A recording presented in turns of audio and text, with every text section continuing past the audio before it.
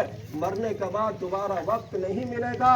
आप शुक्रिया अदा करो सरकारी आदमियों का, आज ये हमारे पास आ रहे हैं और समझौते के लिए आ रहे हैं कि किसी तरीका से आप इस काम को छोड़ दे, वरना मेरे भाइयों इनके लिए तो और बड़े बड़े आदेश है, ये आपकी गिरबान पकड़ कर भी आपको ले जा सकते हैं।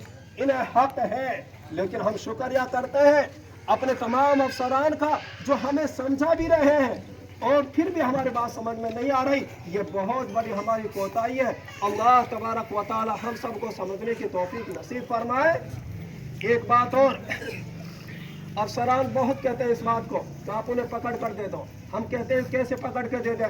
सही बात तो यह है कि हमें ऐसे आदमियों को खुद पकड़ के देना चाहिए, हमारा इस्लाम कहता है। लेकिन कोई पकड़ के देगा तो कहेंगे कि दलाली कर रहा है।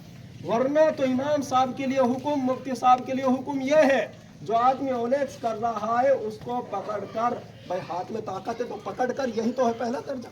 वरना जबान से जाकर बताए कि रायाबका के अंदर, अगर रायाबका के अंदर इमाम साहब बताता है जाकर, मुफ्ती साहब बताता है जाकर, 4 महीना वाला बताता है कि रायाबका के अंदर फुला आदमी ओलेक्स कर रहा है, तो शरीयत के एतबार से गुनहगार नहीं होगा। आप उसको चाहे कुछ भी नाम दे दो, तो दलाल क्या हो, कुछ भी कहो, लेकिन शरीयत के एतबार से गुनहगार नहीं होगा। लेकिन मेरे भाइयों, मैं बहुत कड़वी कसी बात कह रहा हूँ, थानेदार साहब के पास भी मेरी बात जाएगी, वीडियो पहुंचा देगी, अपना तो 1 घंटे में चली जाएगी। आईजी के पास भी जा सकती है, मुख्यमंत्री के पास भी जा सकती है। क्यों आपके पास हम शिकायत नहीं ले जाते?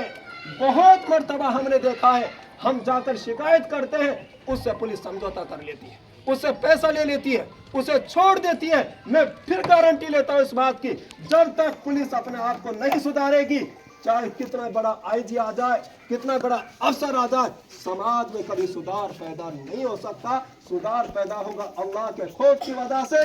जहां हर आदमी को अपने दिल के अंदर खौफ रखने की जरूरत है, वहीं आईएएस को भी, आईपीएस को भी, एसएचओ को भी और सीओ को भी अपने दिल में यह बात बिठानी चाहिए, हमें कभी रिश्वत नहीं लेनी, हमें किसी से पैसे से समझौता नहीं करना।